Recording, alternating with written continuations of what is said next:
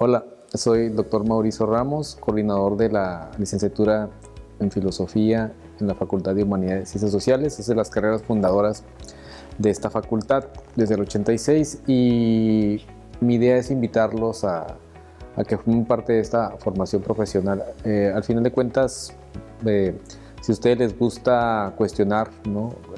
Tener análisis cultivado, leer, les interesa, no les da miedo la introspección, ¿no? Preguntarse cuestiones fundamentales, esenciales, que no son gratuitas ni tampoco son como una especie de adorno, ¿no? En nuestra vida. La verdad es que el cuestionamiento sobre la realidad y cómo es algo es tan viejo como la humanidad. Digamos, si tienen ese perfil, ustedes creen que se sienten un poco como extranjeros o como extraterrestres, es decir, que nunca se acomodan y nunca se adaptan, yo digo que la licenciatura en filosofía les puede, digamos, por lo menos llenar esas preguntas fundamentales, ¿no? Ese desacomodo esencial que todos tenemos. Es sobre todo la idea de que ustedes puedan adquirir habilidades durante la carrera de ser filósofos profesionales. Digamos, todos lo somos, solo que aquí se requiere tener nivel introspectivo y nivel analítico. Eso es lo que les enseñamos.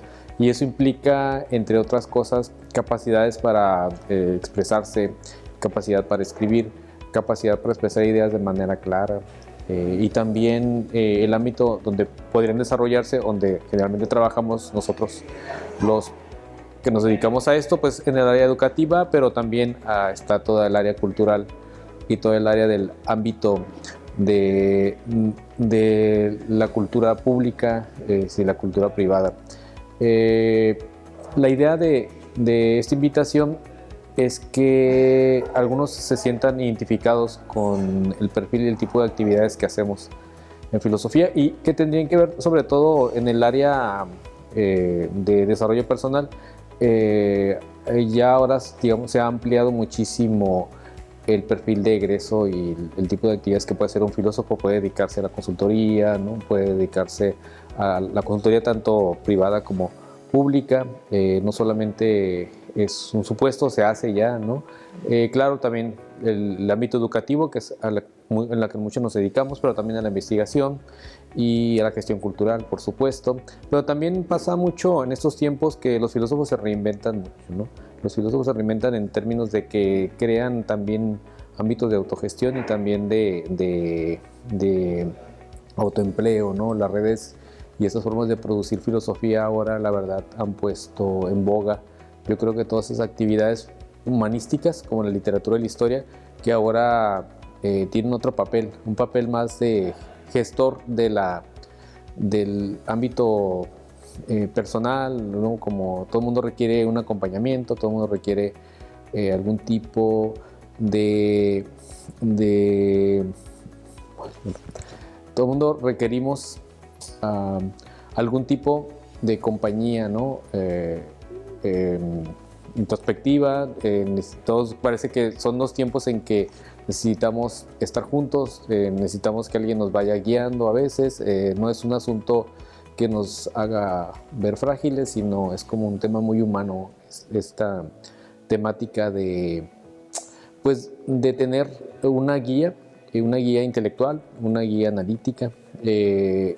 Tal vez sería esa como la vía por la que de repente se está como regenerando, ¿no? La propia profesión de la filosofía.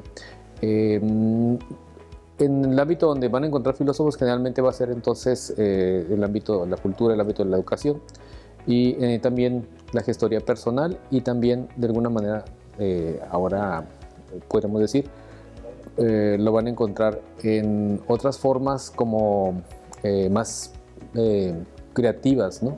De producir filosofía o incluso, aunque se escuche un poco comercial, pues también de venderla de alguna manera, ¿no? Yo creo que por muchas profesiones están supliéndola, ¿no? El coaching, otro tipo de consultorías más light, pero en general todos son derivados de la filosofía. Todo lo que tiene que ver con una especie de gestión y de acompañamiento especulativo o analítico es filosófico. También para mayor información en la pantalla va a aparecer el código QR por si quieren escanearlo y para buscar información más pormenorizada y tener con más detalle perfiles de egreso, ingreso y programa de la licenciatura.